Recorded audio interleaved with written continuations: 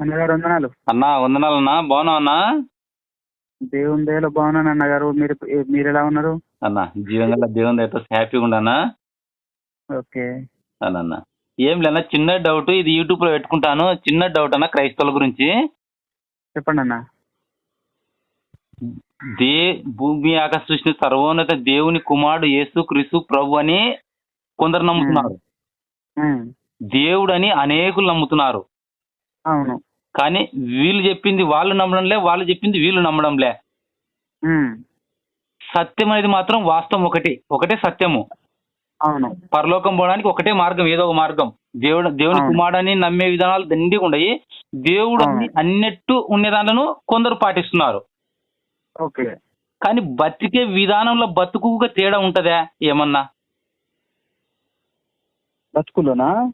జీవించే జీవితంలో, బతికే విధానంలో, ప్రేమలో కావచ్చు, క్రియల్లో కావచ్చు. అంటే ఇప్పుడు మంచి చేసేటోడు దేవుని సంబంధికుడు, చెడు చేసేటోడు సాతాను సంబంధికుడు అని ఉంది. అవును. బైబుల్కి వ్యతిరేకంగా ఏ వచనం నమ్మినా అది సాతానికి సంబంధించిందే అనుకోవాలి కదా. అంతేగా. ఆ బతుకుల తేడా ఏమన్నా ఉంటదా అన్న? బతుకులు తేడా అంటే బతుకుని బట్టి ఏమైనా ఉంటుందా అంటున్నారా? జీవించే జీవితంలో క్రీస్తు పరలోక అంటే దేవుని కుమారుడు సత్యము అనుకోగల వాళ్ళ జీవించే జీవితం వేరుంటదా? దేవుడు అని నమ్ముతున్న వాళ్ళ జీవితం వేరు, ఏమైనా తేడా ఉంటదా? ఉంటది. నేనైతే యేసు క్రీస్తు దేవుని కుమారుడని 100కు 1000% పక్క నమ్ముతున్నా. మీ వీడియోలు చూసి ఇంకా క్లారిటీగా నమ్మేసిన.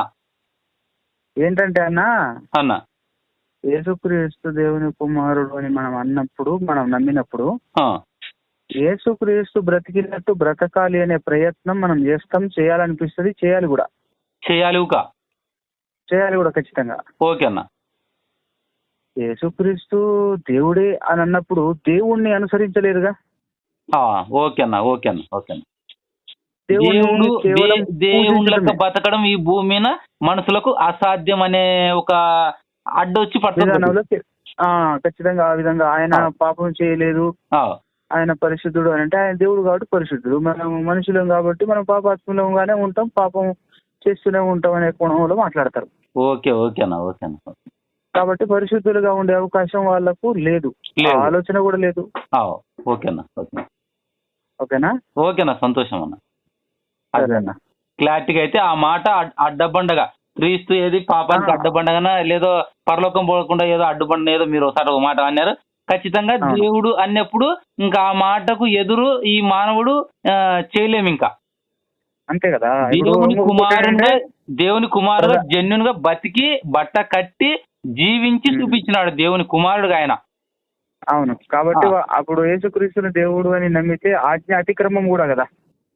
అంతే కదన్నా. ఇప్పుడు ఏదైనా అన్న. అవును.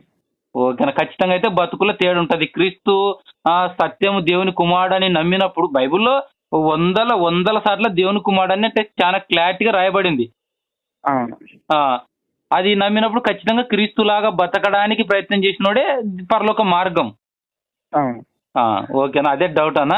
ఓకేనా. వందనాల. మీరు మంచి ఫోటో పంపండి అన్న. ఒకసారి అడిగితే పంపలేదు అన్న. నేను జర్నీలో ఉన్నాను ఇప్పుడు. నా ఫోటో చూస్తా, పంపిస్తా. మీరు వాక్యం చెప్పే ఫోటో ఒకటి పెట్టండి. ఆడికి వీడియోలో ఉన్న ఫోటో తీసుకునే స్కాన్ చేసినా కానీ అది సరే నీట్గా రావడంలే. ఒక ఫోటో వాక్యం చెప్పే ఫోటో పెట్టండి అన్న. సరే. ఓకేనా. వందనాలన్న. ఓకేనా.